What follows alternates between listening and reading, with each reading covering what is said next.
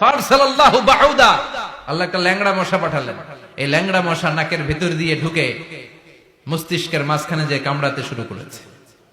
মশার কামড় খাইছেন না আপনারা? শীতকালে যখন আমরা কম্বল মোড়া দিয়ে ঘুমাই, কানের সামনে যখন পন পন শুরু করে কেমন লাগে? কি বিরক্তি লাগে না? আবার ঝেড়ে টেরে আবার শুই, আবার পন পন। তো পন পনের আওয়াজই আমাকে সহ্য হয় না। ওই মশা নাকি দিয়ে ঢুকে দিকে কামড়া, ওই বেটার কেমন লাগে? কথা কন। নাকের ভিতর দিয়ে মশা ঢুকে ভিতরে কুটকুট কুটকুট করে কামড় মারে। এই কামড় খাইয়া নমরুদ এবার নাচানাচি শুরু করছে। I M A disco dancer. Or dance দেখে সবাই হাসে, একেবারে I M A disco dancer. Or dance দেখে সবাই অবাক। ঘটনা কি? খোদাই লাফাইকে এতদিন ধরে সবাই নমরুদরে পূজা করতো আর বলতো নমরুদ সবচেয়ে বড় খোদা, নমরুদ সবচেয়ে। এখন খোদা কি করে? ড্যান্স দেয়। চিল্লা এখন কি দেয়? এবার নমরুদ বাঁচার জন্য মাথার মধ্যে আঘাত করে, কিন্তু মশা বের হয় না। চিল্লায় আওয়াজ করে উত্তরে বলেন, মশা ঢুকছে কার অর্ডারে? এই মশা বেরোবেও কার অর্ডারে? মাথার মধ্যে আঘাত করে ঘুষি মারে, কিল মারে, কিন্তু মশা বের হয় না। এবার আশেপাশের যারা আছে খাদেম খুদ্দাম কয়, তোরাও ঘুষি মার। খাদেম খুদ্দাম মনে মনে কয়, আজীবন অনেক মারছস, আজকে আমরা মারুম।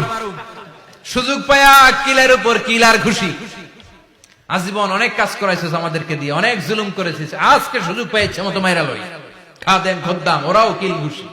ঘুষাইতে ঘুষাইতে চেহারার মানচিত্র পাল্টাই দিছে, মাগার মশা বের হয় না। এই মশা ঢুকছে কার আদেশে? কথা কন। এই মশাটা যদি বেরোতে হয় অর্ডার লাগবে একজনের। চিৎকার করে বলেন, তিনি কে? নিজেও মারে, বেরোয় না। খাদেম খুদ্দামরা মাথার মধ্যে কিল ঘুষি মারে, বেরোয় না। নমরুদ কয়, এবার আমারে জুতা মার। কি মার? আমরা পরি প্লাস্টিকের জুতা, বাটার জুতা, অ্যাপেক্সের জুতা। আগে পড়তো খরমের জুতা। খরমের জুতা বানাই কি দিয়া? কথা কন। এবার কাঠের জুতা দিয়ে খাদেম খুদ্দামরা মাথার মধ্যে বাড়ি। পিটাইতে পিটাইতে মাথাটাকে ফাটিয়ে রক্তাক্ত করে জামিনের মধ্যে নমরুদরে শুইয়ে দিয়েছে। আর আল্লাহ সৈনিক সেই বাউদা মশা নাকের ভেতর থেকে শূন্যে উড়াল মেরেছে। চিল্লায় পড়েন আল্লাহু আকবার। তার মানে এত শক্তিশালী হয়েও, গোটা বিশ্বের রাজা হয়েও নমরুদের ক্ষমতা নমরুদরে বাঁচাতে পারে নাই। চিল্লায় পড়েন ঠিক কিনা? এজন্য ক্ষমতা কাউরে বাঁচাতে পারে না, দাপট কাউরে বাঁচাতে পারে না, অহংকার কাউরে বাঁচাতে পারে না, সৈন্যবাহিনী কাউরে বাঁচাতে পারে না। বাঁচাতে পারে একজন। চিৎকার করে বলতে হবে, তিনি কে?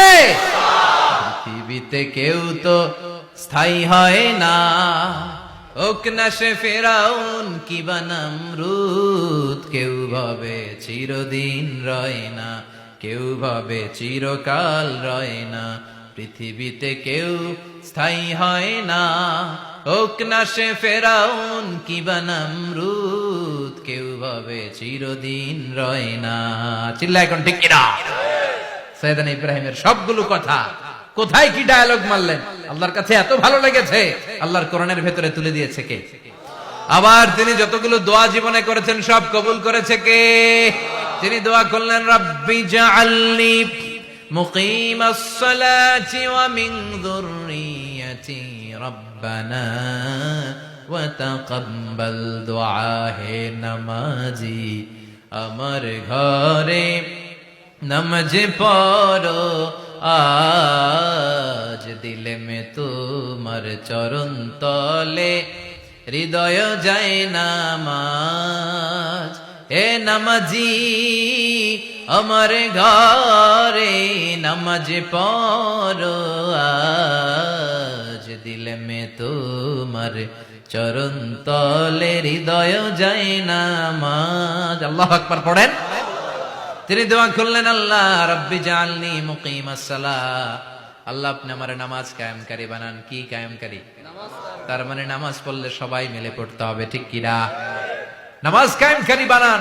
আমার সন্তান ইসমাইলের নামাজ কায়েমকারী বানান। আমার দোয়াটা কবুল করেন। কবুল করে নিল কে? আবার বললেন, আল্লাহ মক্কার নিরাপদ বানান। কবুল করলো কে? আবার বললেন, ওয়াবা'আস ফীহিম রাসূলা। আল্লাহ এই শহরে একজন নবী পাঠান। কবুল করলো কে? যত দোয়া করছে সব কবুল করে নিল কে? এজন্য সাইয়েদনা ইব্রাহিমের জীবনী থেকে কি কি শিক্ষা গুনতে শুরু করেন। নাম্বার 1, আল জিহাদু দিদ্দা শিরক। ওনার জীবন থেকে প্রথম শিক্ষা হচ্ছে শিরকের বিরুদ্ধে জিহাদ। মুমিনের জীবনে জিহাদ চলবে কিসের বিরুদ্ধে? উনি মূর্তির সাথে আপোষ করে নাই, গাছের সাথে আপোষ করে নাই, মাছের সাথে আপোষ করে নাই, ধ্রুবতারা চাঁদ সূর্যের সাথে আপোষ করে নাই, উনি এক আল্লাহকে খুঁজে পেয়েছে। চিল্লায় বলেন ঠিক কিনা? আল্লাহ সব গুনাহ ক্ষমা করে, শিরকের গুনাহ ক্ষমা করে।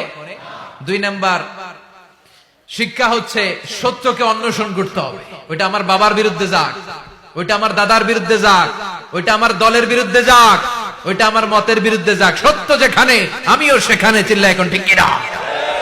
এটা হচ্ছে সাইয়েদনা ইব্রাহিম আলাইহিস সালামের ঈমান স্পিরিট। শিরকের বিরুদ্ধে মুমিন জিহাদ করবে, সত্য যেখানে আছে মুমিন তালাশ করে সেটাকে ছিনিয়ে আনবে। সাইয়েদনা ইব্রাহিমের জীবনী থেকে 3 নাম্বার শিক্ষা হচ্ছে ভিশনারি অ্যাটিটিউডের হতে হবে মুমিনের। আমরা খালি 10 বছরের হিসাব করি, 20 বছর, 50 বছর। ইহুদিরা হিসাব করে 200 বছর।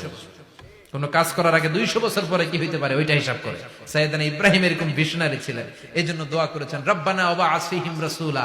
আল্লাহ যদিও ধুধু প্রান্তর জনমানব হীন একটা এলাকা, আপনি এই এলাকায় এমন একজন নবী পাঠায়েন যেই নবীর আঁচলের নিচে গোটা বিশ্বটা একত্রিত হয়ে যাবে। কবুল করলেন কে? কি ভিশন দেখছেন, কি ভিশনারি অ্যাটিটিউড। তিনি তখন থেকেই বিশ্বনবীকে দেখতে পেয়েছিলেন। এজন্য ভিশনারি অ্যাটিটিউডের হন, স্বপ্নবাজ হন।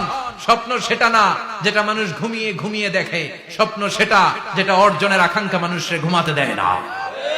এটা ছিলেন সাইয়েদনা ইব্রাহিম, ভিশনারি অ্যাটিটিউডের ছিলেন। 4 নাম্বার শিক্ষা যোগ্য প্রজন্ম তৈরি করে যাওয়া। উনি কি প্রজন্ম তৈরি করছে দেখেন। প্রথম ছেলে ইসমাইল, দ্বিতীয় ছেলে ইসহাক। ইসহাকের চ্যানেলে বনি ইসরাইলের সব নবীরা আসলো, আর এই চ্যানেলে বিশ্ব নবী আসলো।